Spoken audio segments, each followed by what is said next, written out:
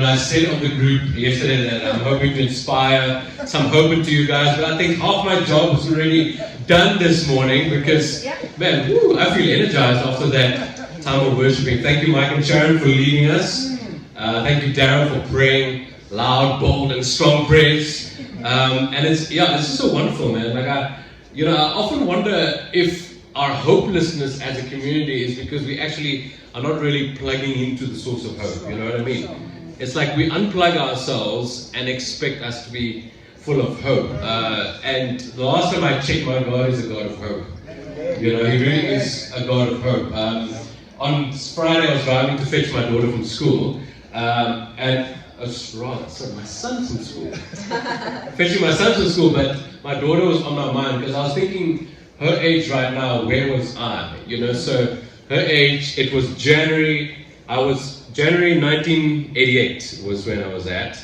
And so I thought, okay, let me look at the greatest hits of 1998, right? Because come on, man, 1988 was a great year for various reasons.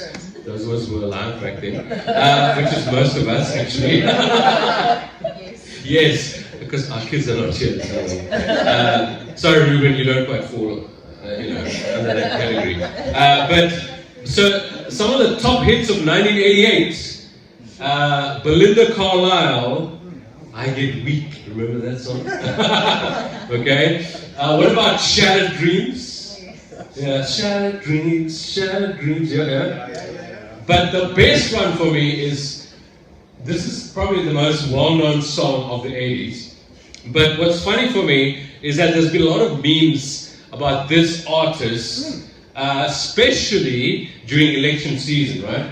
During election season, it's like, you must vote Rick Astley because he never's going to give you up, never going to let you down, never going to run around and desert you, never going to what else? Never going to make you cry, never going to say goodbye, never going to turn around and hurt you. Don't we need politicians like that, right?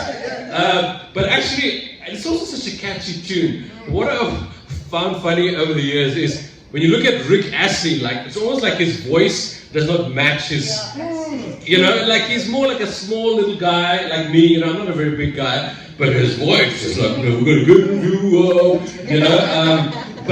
But that song has always stuck with me right from the 80s. And the thing about that song is, even though it's a love song, it couldn't be more truer lyrics about love than that song. Because that's what love actually is, right? It never gives up. It never turns around and deserts. It always perseveres. It's always hopeful.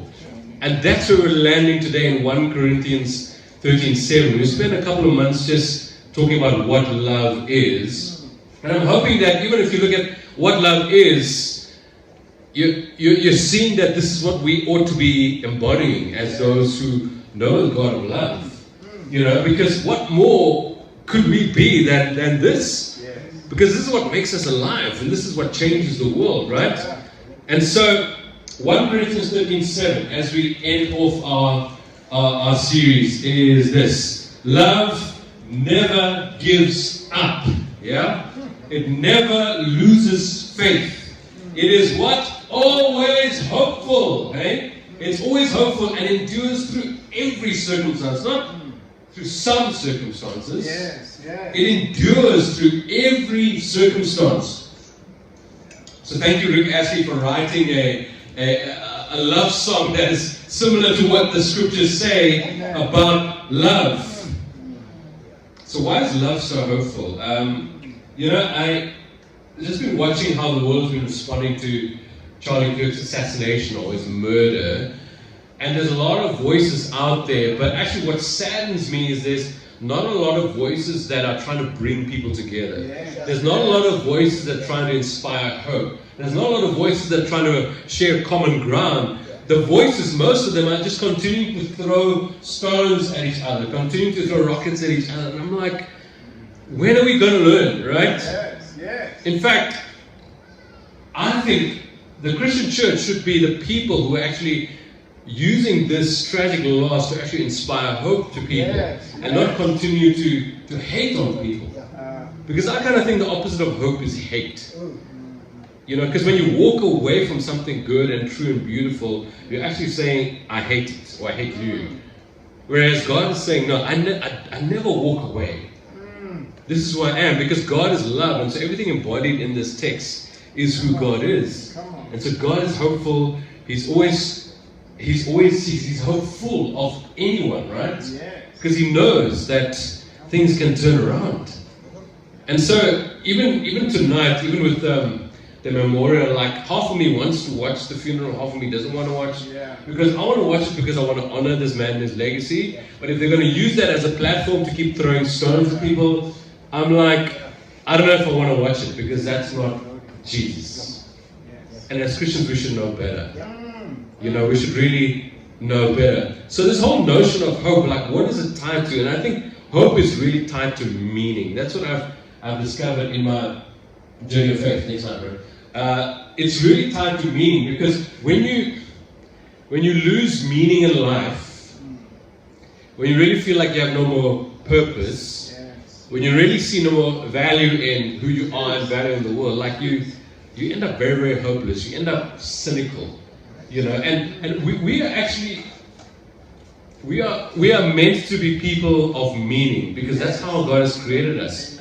I mean, those of us who's reared up children, you know that they first start off with what questions, right? Like Judah a little while ago, that's what he was, you know, and that is, and you have to answer, you know, that is a stove, and that is a car, and that is TV, and that is whatever, you know, and that is what questions. But when they start turning 4 and 5 onwards, it moves on to the why questions. But you get exasperated as a parent, because the why question never stops. You know, like, why are we going driving to school? So that we can get Judah to school. Why does he need to go to school? So that he can spend some time and learn. Well, why does he need to learn? Because that he grow. Well, why does he need to grow? So the why questions never stop. It never stops, even if you're 44, like me. Because it is an existential question that every human being has.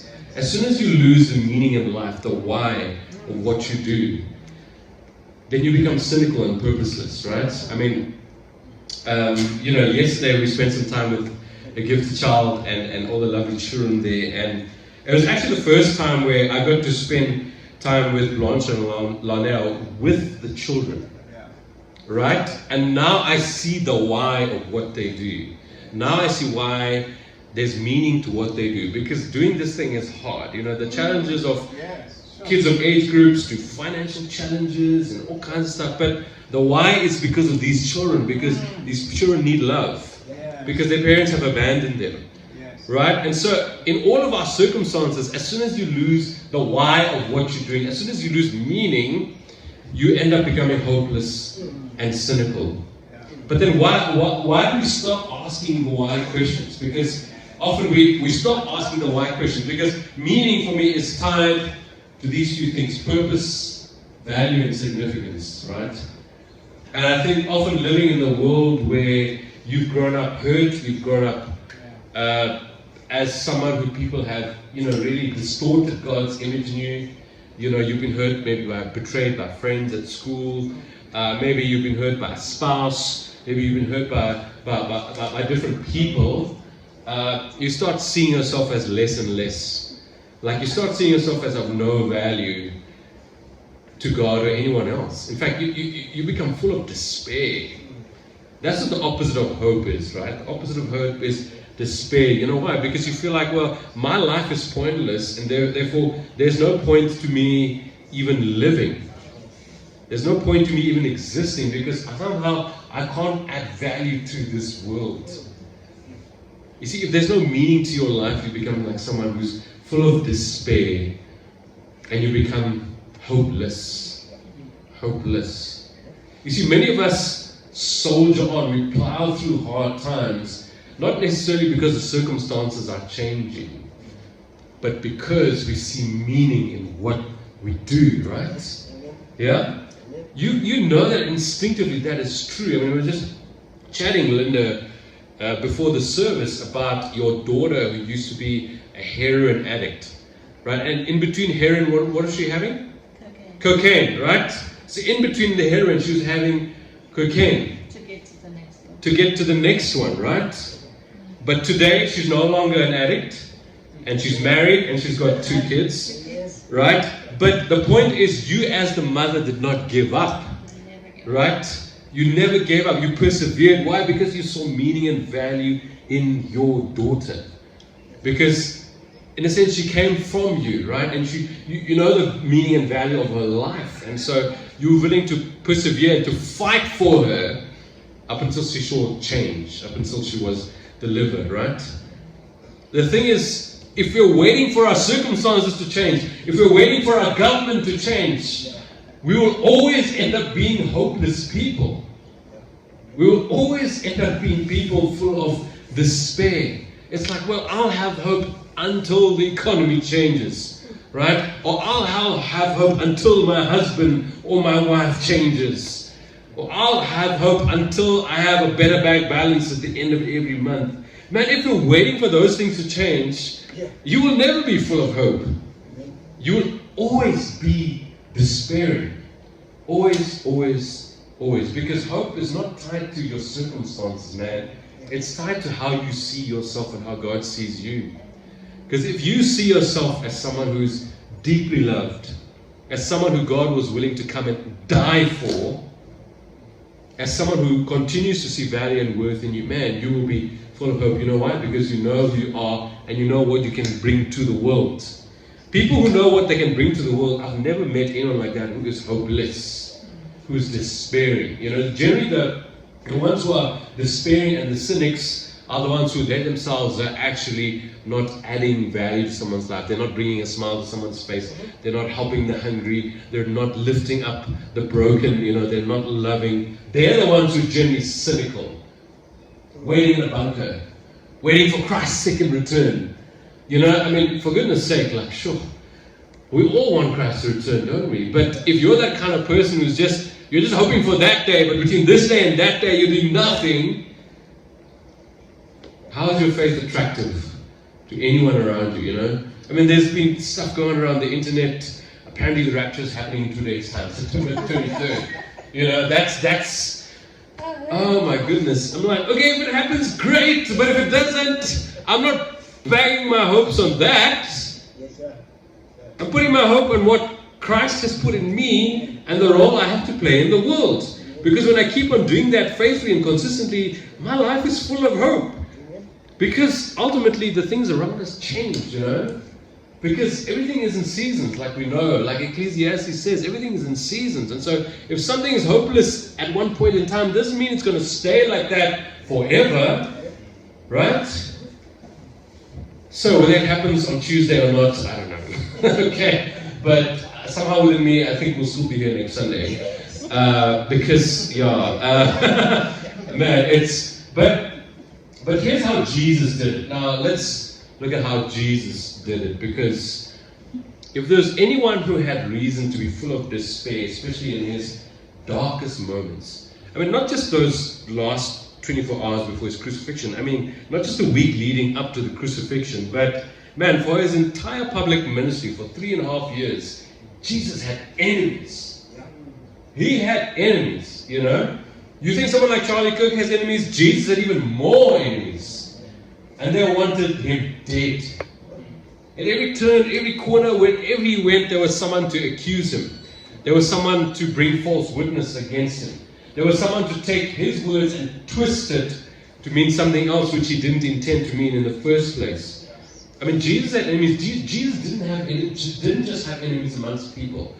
Satan was against Jesus. In fact, even as he started his public ministry, Satan tried to abort that mission in the wilderness, right? So Jesus was constantly faced with battles and challenges, and then on top of that, he had 12 oaks who never seemed to get it, you know? Even after 3.5 years of traveling with him, living with him, eating with him, it's like they just didn't seem to get it, you know? So Jesus, on all fronts, was constantly facing challenges, but yet he never despaired. And you know why? The scriptures say this about Jesus. Sure. Hebrews 12:2. It's up on the screen. Thanks, brother. Yes. I love this translation. I'm trying to use this for today.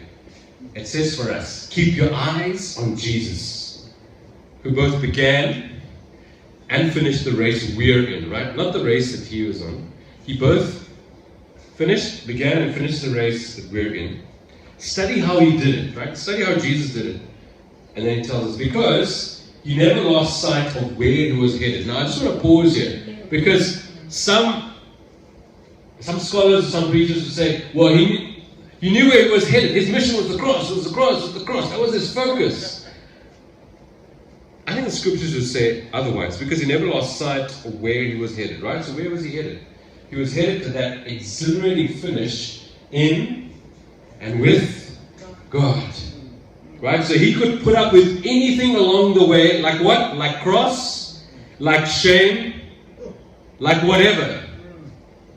Because what was his finish line? His finish line was coming back home to Dad. That was the finishing line, not the cross, guys. For goodness sake.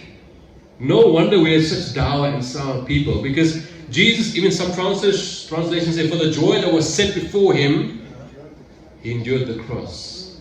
The joy was not the cross, friends. The joy was coming home to Dad and having accomplished his mission. Right? So that's how Jesus did it. He could put up with anything, including cross and everything else. And he says, now he's there in the place of honor, right alongside God. Now this is for you. So when you find yourselves flagging in your faith, go over that story again, item by item. That long litany of his hostility, he plowed through. And I love this last line. That will shoot adrenaline into your souls. That will shoot, talking about addiction to drugs. You want something to shoot through into your souls, through your bloodstream. Focus on how Jesus did it, man. So here's the thing, right? He never lost meaning because he knew why he came, right? He knew the purpose of his coming. And so as he was accomplishing and living out that purpose, he never lost hope. And so my question to you today is, what is the purpose of why you are here in this world? Why did God create you? I don't mean just human beings, you. Like you, Linda. To love. She's found her purpose. And I think I've never met quite as many people who are as loving as you are, who are just giving and pouring out love, because you're a person who's just received that love, right? For the rest of us, have you discovered why you are here? Do you know that you are unique? There's no one else in the world like you. Now, we keep on saying that at Pulse, but I keep on saying it because you've got to believe it. Because God doesn't want you to conform to like someone else. God has created you and wired you uniquely for a purpose. And when you begin to live out that purpose, man, you become dynamic. You become full of hope. And Jesus knew the exact purpose he was here for. He knew he was only going to be here for 33 and a half years. And so his sole focus was to get back to Dad, having done his job well. And the good thing about you and me is we don't have to get to the Father because Jesus brought him to us. That's the most incredible, mind-blowing thing. If you can wrap your head around that because of the indwelling Spirit who lives within you, Jesus has brought home here. Right? In fact, that's the plan, right? If you read your Bible, one day he's going to merge heaven and earth together so that home is not far away. But in the meantime, he's brought the Spirit of God here to live in you. That's one of the things that has encouraged and inspired Bianca to be where she is. I promise you, because as soon as she heard that home is where God is, and if God lives in her, she's always at home. She's not afraid to go to Colombia, to a drug-ridden country, right, and go live out her purpose. This girl is really living out her purpose, and God willing, sooner or later, her son is going to join her. But the point is, man, people like that are fearless.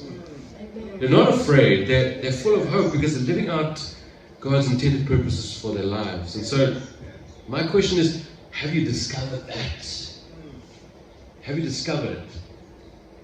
And are you living it out? Because if you haven't discovered it, talk to us. Talk to us. We want to walk through. I mean, I'm going to start that journey with Reuben soon.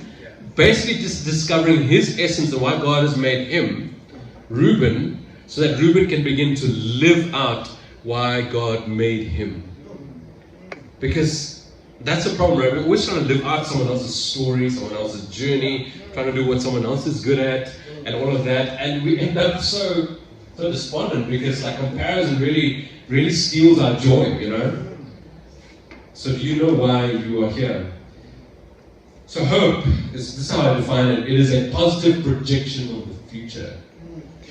It is really a positive projection of the future. Man, like, if you claim to have read the Bible, like, the ending is always good, right? So why are Christians sometimes the most sour and dour people on the planet? We should be the most hopeful people on the planet. So hope is a positive projection of the future. You know, I love this saying, a bright future is a light future. You know, excuse the pun, you know, bright light. But a bright future is a light future because you're not heavy and burdened and despondent about the future. You're actually light. Because you can't control the future around you, but you really can start to manage the future inside of you. You know, then your posture towards what's around you will always be hopeful. It's never going to be despairing. It's never going to be cynical and bitter and just like everyone else, you know. So maybe you need to begin that journey of really discovering. And a lot of people only discover that much later in life. You know, sometimes because of the system we're in, you're forced to discover it by like, I don't know, 15, 16 years of age. You must know why you are here so that you can choose those subjects, right? So that then you can get a qualification. Wow, but sometimes it takes a while to discover that, eh? I mean, it took me a long time. After I matriculated, I didn't know what I wanted to do with my life. It's taken me a long time to discover that. Even at this age, I'm still, that picture is still unraveling, you know. I'm starting to see the picture, but it's not yet fully unveiled. And I'm enjoying that journey of being who God created me to be. So the question is, don't put pressure on yourself, but at least start that journey. At least do some soul introspection, you know. At least do some soul works. Start to think about, well, what are some of the things that have been told to me, that some of the stuff that I've just taken onto my soul that actually is not me. That's not helpful. It's not how God has made me. And so I've tried to mishmash that with me, and it's like it's awkward looking and it's not, you know, helpful and life-giving to people.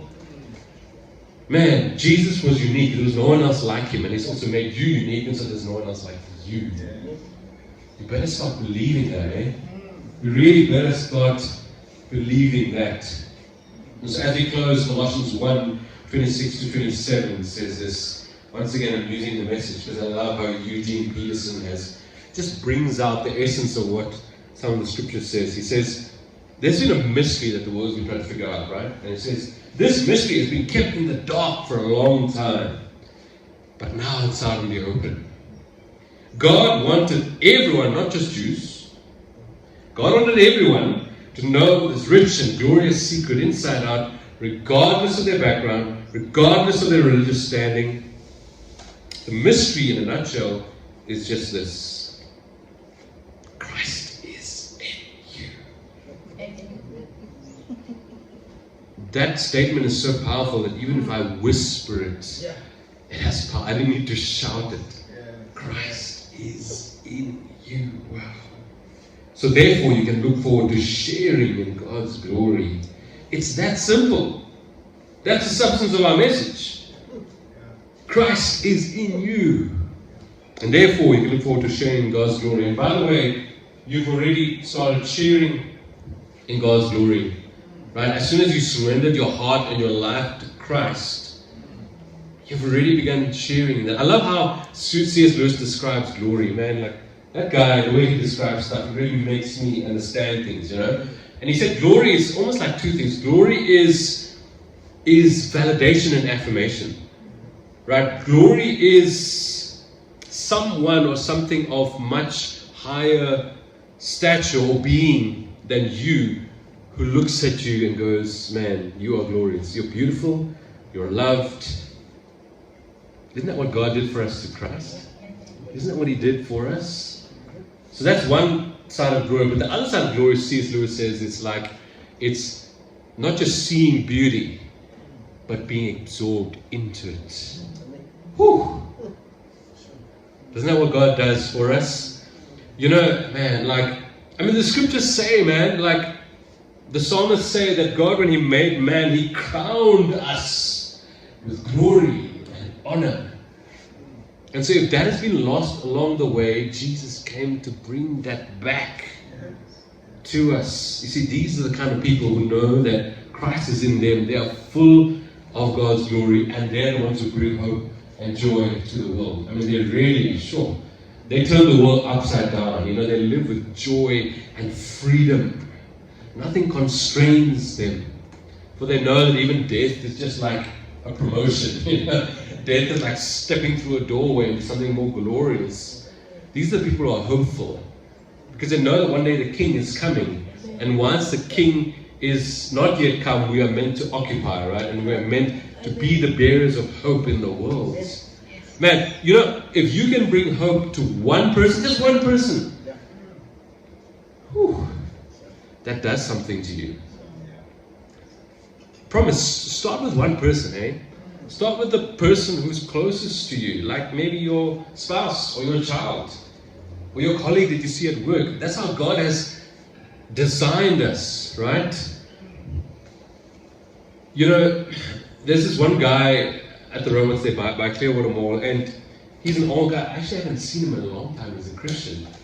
And maybe I think he may have died and gone to heaven. But his name is Alan. I've mentioned him before, but Alan was an incredible guy, because I'd see him, he's so thin because he hasn't eaten, and it's like his bones are sticking out, and he's standing there asking for some food or money. But whenever I talk to Alan, I'm full of hope. My goodness. It's like this guy is so close to Jesus, and God's life is bubbling out of him, that I'm speaking to Alan, trying to buy him some groceries, but I leave being inspired by Alan, because Alan is always full of hope. Man, you see, the hope that you have in you is not determined on your circumstances. It's not. It's not. Even psychologically, psychologists will tell you it's not. And so, please start seeing yourself the way God sees you. Not what someone else has told you who you are. Because Jesus says, you are mine. And I have bought you with my precious blood. You are mine. You are my son. You are my daughter. These are the people full of hope. This is what love is. Love never gives up. It's always persevering. It's always hopeful. So please see meaning in yourself and who you are, irrespective of what's been said to you. Please discover who you are. And like I said, that's why we're here as a church, right? We're not Paul's church. One of the unique things about Paul's church is we're not trying to conform everyone to be a certain type of person. Because our job is to try and help you discover who God made you to be, and then help you to get healthy on the inside so that you can live that out. Because our purpose is not to cram people inside a building. Our purpose is to get you to live out your purpose out there in a healthy way, so that you really become a person full of hope. So I'm encouraged by what God has done in this church. I'm encouraged by a person like Bianca, who's now living out her intended purpose in Colombia. I'm encouraged by Lizzie and Gio Rogers. We've been chatting with them recently about their move to the States. They were at Pulse ever since we started, and they recently moved to the States. And so Lizzie sent me a long voice note about how they're doing. They've only been there for a few weeks now. And as I was listening to her, I started getting emotional. And I replied to her and I said, I started getting emotional because look at how far you guys have come from 2019. Now you've taken bold steps to start becoming who God created you to be. Now you used to be people who were so afraid, so boxed in, so unsure of yourself. Like when you looked in the mirror, You didn't see anything good. Look, I didn't say that to her. but that's how a lot of us are, right? We look in the mirror, you don't see anything good. Now you think, hey, I'm here for a purpose, right? And I'm going to make bold decisions. And she's like, man, if it doesn't work out in the US, it's fine. We'll come back a few years later. That's not the point. The point is to live and be courageous and try to find out what is out there that God has for me, that when I plug into it, I come alive and the people around me also come alive. That's the whole point. That is the point. Those kind of people are always hopeful. Let me pray for this.